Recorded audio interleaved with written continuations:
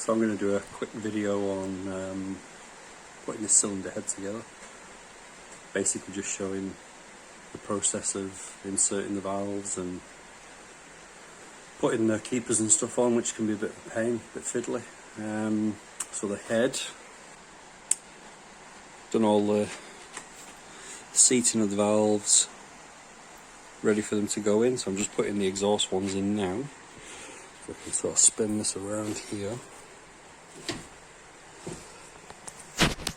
So I've done those. We've got these to do. So new valve stem seals.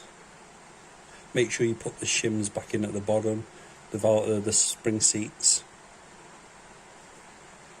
I'll try and set the camera up so I can show you me doing this one.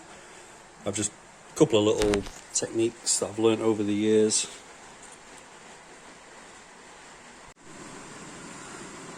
Okay, first up, you'll need one of these, a valve spring compressor.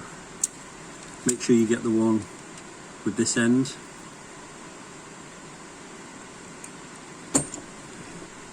Valve springs and caps, you basically put that over there like so. Just reposition them. So this bit here sits on the valve on the combustion chamber side, and this bit sits over the valve stem. So put that over there, put him on there. So I get that, just something like that.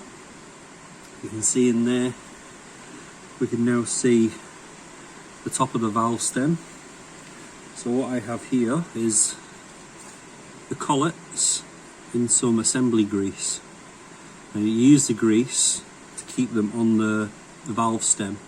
I also have a small flat bladed screwdriver with grease on it from others, obviously. And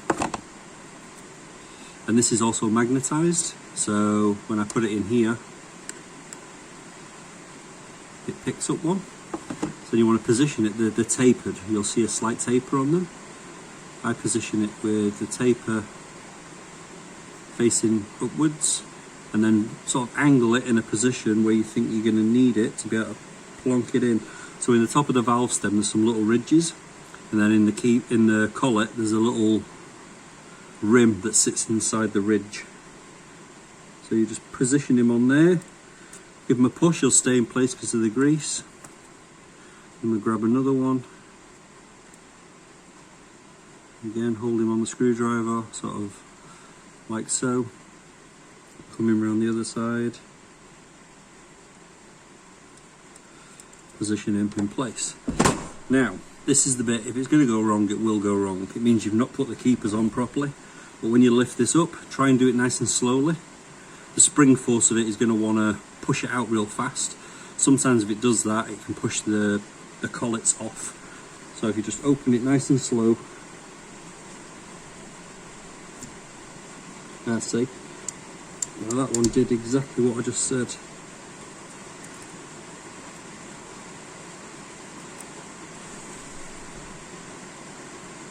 Put that back on. If you don't have enough grease on them, sometimes they don't stick.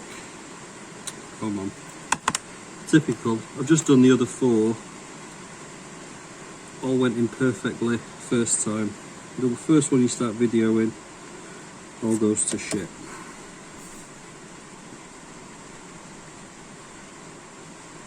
What the fuck?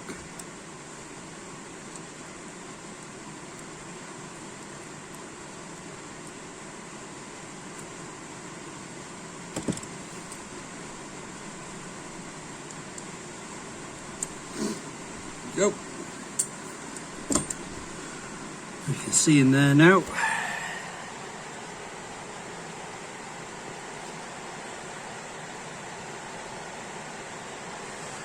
And what I also do when I've done them all, just go around and give each one a bit of a tap, and that just makes sure that everything's seated in correctly.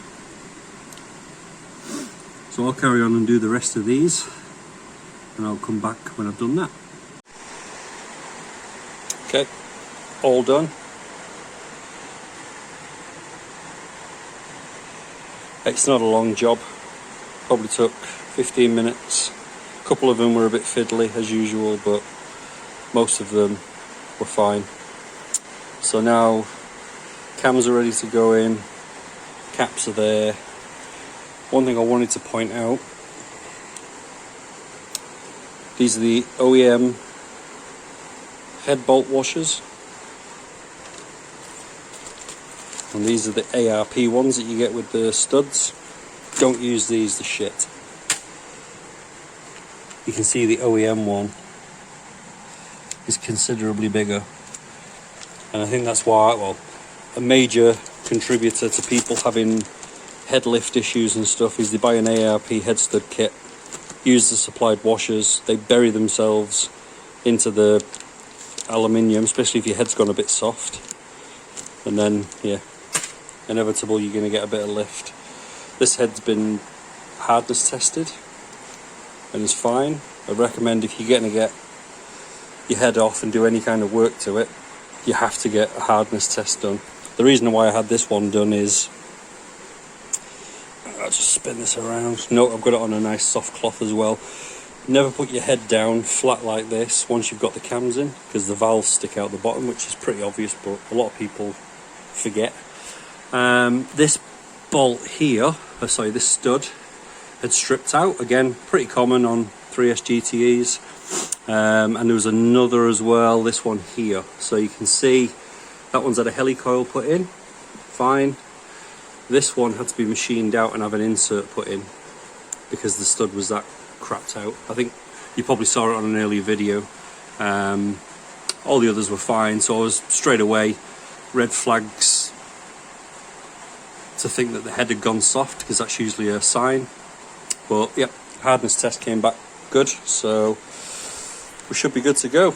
I'll put the cams in probably once I've got everything bolted up onto the block. A couple of reasons for that. The first one being it's really hard to get the socket down, which I'm just trying to find. So you need a 12 point, I'm going to focus, 12 mil, 12 point socket, and it's a tight fit down into there. So once your cams are in, which sort of sits across here, then it makes it almost impossible to get that down into there. So you can imagine cams sort of sat across here. You can do it, it's definitely harder, so make life easy on yourself and do it once the cams, before the cams go in. So, and then also the other reason is I don't want the valve heads sticking out proud of the cylinder head face, so that'll go in pretty much as it is now onto the block, which is sat here. I've done a little bit more on the block around this side, so new idler pulley now, water pump and stuff's on now, dipstick, oil cooler. I've actually got to replace this hose. I didn't have it when I put it together, and I've got a new hose from Hell, which are around here in a box. So yeah, that's the new hose from Hell. Definitely change that if you've got anything like this out. That's that little bent hose that I just pointed at. This one's another one off the water elbow, which was crap on the engine when I took it apart. And then we've got a new tensioner for the cam belt. Again, always replace this. Don't try and reuse it, it's not worth it. They cost like 50 bucks. And this is a new idler subassembly. So again, there's no point reusing anything on an engine that's done a couple of 100,000 Ks if there's a bearing involved. Just replace it. They don't cost that much.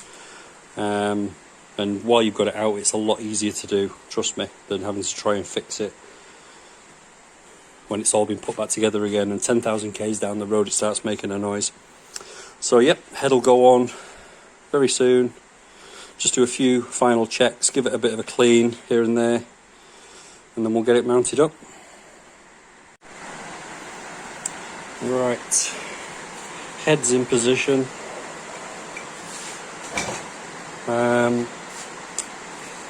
So the ARP nuts are on, obviously not tightened yet. One thing to point out as well that will probably trip you up the first time you do it if you're using these, and I think this is why ARP give you smaller washers. You can't get the OEM washers on once you drop the head onto the studs, so you have to put the washers in the head and then drop the head on with the washers. So now we're just going to go through the torque sequence. Follow the manufacturer's instructions in terms of the order that you do it. Standard ones are only 49 Newton meters and then a 90-degree turn. ARP ones are 60 for the 10mm diameter. I do it in 3 passes. It says to do it in 3 here, but what I'll normally do is I set my torque wrench to 30 foot-pounds, and then I'll do it at 45, and then the last one at 60, but in this sequence. So working your way out from the middle basically. I'll do that now.